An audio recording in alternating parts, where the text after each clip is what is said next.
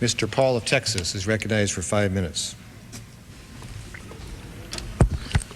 Thank you, Mr. Speaker. Mr. Speaker, our government intervention in the economy, the private affairs of citizens, and the internal affairs of foreign countries leads to uncertainty and many unintended consequences. Here are some of the consequences about which we should be concerned.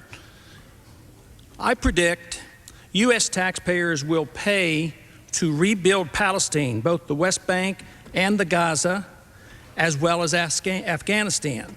U.S. taxpayers paid to bomb these areas, so we will be expected to rebuild them. Peace of sorts will come to the Middle East, but will be short-lived. There will be big promises of more U.S. money and weapons flowing to Israel and to Arab countries allied with the United States. U.S. troops and others will be used to monitor the peace. In time, an oil boycott will be imposed, with oil prices soaring to historic highs. Current Israeli-United States policies will solidify Arab Muslim nations in their effort to avenge the humiliation of the Palestinians. This will include those Muslim nations that in the past have fought against each other.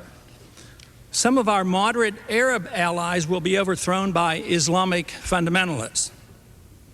The UN will continue to condemn through resolutions Israeli-U.S. policies in the Middle East, and they will be ignored. Some European countries will clandestinely support the Muslim countries and their anti-Israel pursuits. China, ironically assisted by American aid, much more openly will sell the militant Muslims the weapons they want and will align herself with the Arab nations. The United States, with Tony Blair as head cheerleader, will attack Iraq without proper authority, and a major war, the largest since World War II, will result. Major moves will be made by China, India, Russia, and Pakistan in Central Asia to take advantage of the chaos for the purpose of grabbing land, resources, and strategic advantages sought after for years. The Karzai government will fail, and U.S. military presence will end in Afghanistan. An international dollar crisis will dramatically boost interest rates in the United States. Price inflation with a major economic downturn will decimate U.S. federal government finances and exploding deficits and uncontrolled spending. Federal Reserve policy will continue at an expanding rate with massive credit expansion, which will make the dollar crisis worse. Gold will be seen as an alternative to paper money as it returns to its historic role as money. Erosion of civil liberties here at home will continue as our government responds to political fear in dealing with the terrorist threat by making generous use of the powers obtained with the Patriot Act. The draft will be reinstated, causing domestic turmoil and resentment. Many American military personnel and civilians will be killed in the coming conflict. The leaders of whichever side loses the war will be hauled into and tried before the International Criminal Court for war crimes. The United States will not officially lose the war, but neither will we win. Our military and political leaders will not be tried by the International Criminal Court. The Congress and the President will shift radically toward expanding the size and scope of the federal government. This will satisfy both the liberals and the conservatives. Military and police powers will grow, satisfying the conservatives.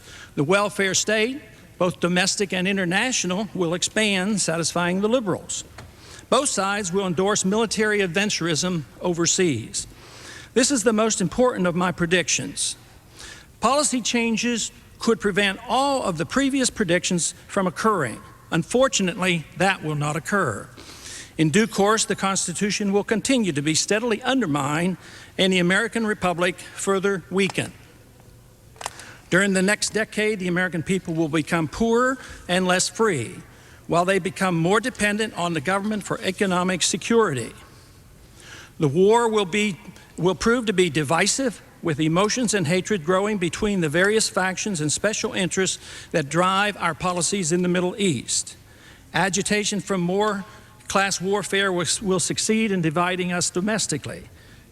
And believe it or not, I expect lobbyists will thrive more than ever during the dangerous period of chaos. I have no timetable for these predictions, but just in case, keep them around and look at them in 5 to 10 years.